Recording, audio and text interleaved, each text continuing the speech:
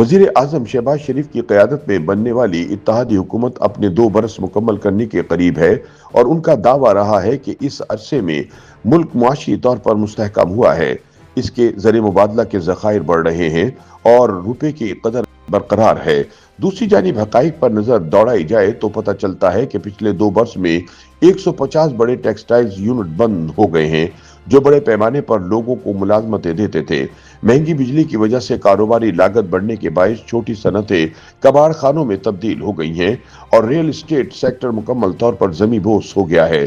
ایسے میں حکومتی دعووں اور زمینی حقائق کے درمیان ایک واضح خلیج نظر آتی ہے، جہاں ایک جانب حکومتی وزراء ملکی معیشت کی اڑان کے دعوے کر رہے ہیں، وہیں عام شہری صنعتکار اور کاروباری طبقہ خود کو شدید معاشی دباؤ میں گھرا ہوا محسوس کر رہا ہے۔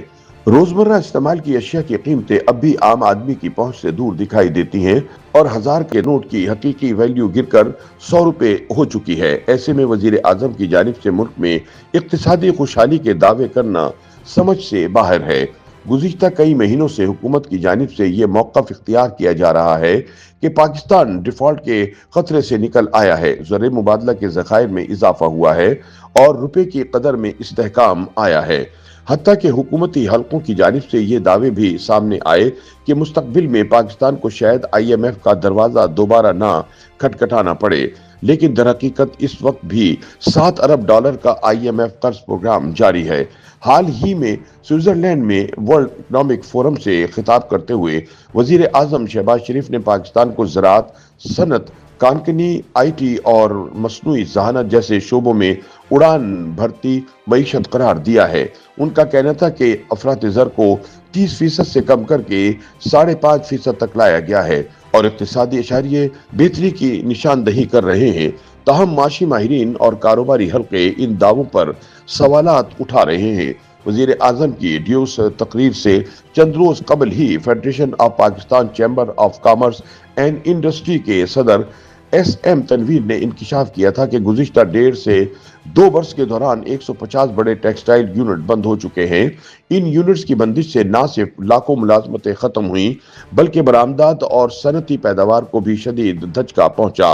ان کے مطابق مہنگی بجلی، بلند شرح سود اور ٹیکسوں کے بوجھ کے باعث چھوٹی صنعتیں مکمل طور پر تباہ ہو چکی ہیں، جبکہ ریل اسٹیٹ سیکٹر جمود کا شکار ہے۔ زراعتی شعبے کی صورتحال بھی کسی سے ڈھکی چھپی نہیں۔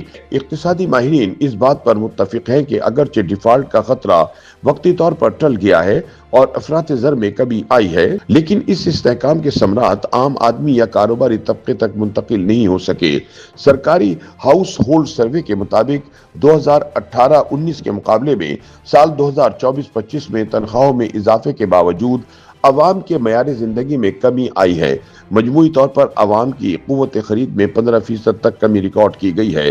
ملازمت پیشہ افراد کا کہنا ہے کہ آمدن کے مقابلے میں ان کے اخراجات کئی گنا بڑھ چکے ہیں۔ عالمی بینک اور دیگر مالیاتی ادارے بھی اس صورتحال کی تصدیق کرتے ہیں۔ ورلڈ بینک کے مطابق سال 2023-24 میں پاکستان کی تقریباً 25% آبادی خط غربت سے نیچے زندگی گزار رہی ہے، جبکہ 2018 تک غربت میں کمی کا رجحان دیکھا جا رہا تھا۔ معاشی ماہرین وضاحت کرتے ہیں کہ افراط زر میں کمی کا مطلب قیمتوں میں کمی نہیں بلکہ قیمتوں میں اضافے کی رفتار کا کم ہونا ہے۔ آمدن میں خاطر خواہ اضافہ نہ ہونے کی وجہ سے عوام کی قوت خرید مسلسل سکڑ رہی ہے۔ اسی دوران لیبر فورس سروے کے مطابق مالی سال 2025 میں بے روزگاری کی شرح 7% تک پہنچ چکی ہے، جو 2 دہائیوں کی بلند ترین سطح ہے۔ حکومتی موقف کے مطابق معاشی استحکام کے اثرات آہستہ آہستہ ظاہر ہونا شروع ہو گئے ہیں۔ وزیر خزانہ کے مشیر خرم شہزاد کا کہنا ہے کہ رواں مالی سال کے پہلے 6 ماہ میں GDP کی شرح نمو 3.7% رہی اور صنعتی پیداوار میں بھی اضافہ ہوا۔ ان کے مطابق حکومت ایسی پالیسی پر کام کر رہی ہے جس کے تحت IMF سے مشاورت کے بعد بجلی اور ٹیکسوں میں کمی کی جائے گی تاکہ نجی شعبے کو سہارا دیا جا سکے۔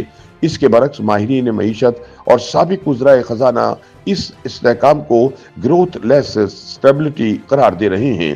سابق وزیر خزانہ مفتاح اسماعیل کے مطابق درآمدات پر پابندیاں، بلند ٹیکس اور سخت مالیاتی پالیسیوں کے ذریعے استحکام تو لایا گیا मगर इसकी कीमत सनती जवाल, बेरोजगारी और बढ़ती गुर्बत की सूरत में अवाम ने अदा की। पब्लिक पॉलिसी के माहिर खाकान नजीब का कहना है कि मौजूदा माशी मॉडल अवामी खुशहाली पैदा करने की सलाहियत नहीं रखता, क्योंकि टैक्स का दायराकार बढ़ाने की बजाय सिर्फ शरह बढ़ाई जा रही है। हुकूमती इकनॉमिक एडवाइजरी काउंसिल के रुकन मुसद्दक जुल्करनैन के मुताबिक माशी इस्तेहकाम का मतलब यह है कि हालात मजीद खराब नहीं हो रहे, मगर तरक्की के लिए सालाना कम अज कम 6 से 7% शरह नमू दरकार है, जबकि मौजूदा पॉलिसियों में ग्रोथ को दानिस्ता तौर पर महदूद रखा गया है। उनका कहना है कि हर साल 40 लाख अफराद जॉब मार्केट में आते हैं, जिनके लिए रोजगार पैदा करना मौजूदा रफ्तार से मुमकिन नहीं। इक्तिसादी माहिरीन का कहना है कि अवामी खुशहाली के लिए सरमायाकारी, पैदावारी सलाहियत में इजाफा और कारोबारी लागत में कमी नागुज़ीर है। ताहम सनतकारों के मुताबिक पाकिस्तान में बिजली की बढ़ती हुई कीमतें, टैक्सों की बुलंद शरह और पॉलिसियों का अदम तसलसल सरमायाकारी की राह में बड़ी रुकावट है। अगरचे वजारत खजाना का दावा है कि गैर मुल्की कंपनियां पाकिस्तान का रुख कर रही हैं, लेकिन मकामी सनतें अपनी मुकम्मल पैदावारी सलाहियत से कहीं कम पर चल रही हैं।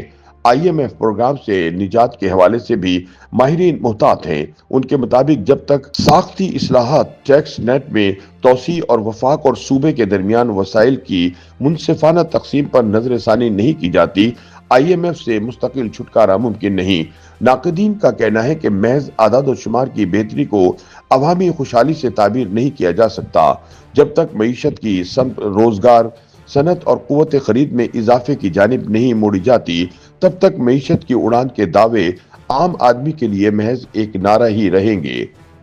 YouTube पर गूगली न्यूज देखने के लिए youtube.com की सर्च बार में गूगली न्यूज TV टाइप करें। गूगली न्यूज के पेज पर सुर्ख रंग के सब्सक्रिप्शन वाले बटन पर क्लिक करना ना भूलिए। YouTube पेज पर अपलोड होने वाली वीडियोस से बाखबर रहने के लिए बेल आइकन पर क्लिक कीजिए। आपको हर नई वीडियो के बारे में नोटिफिकेशन मौसूल हो जाएगा।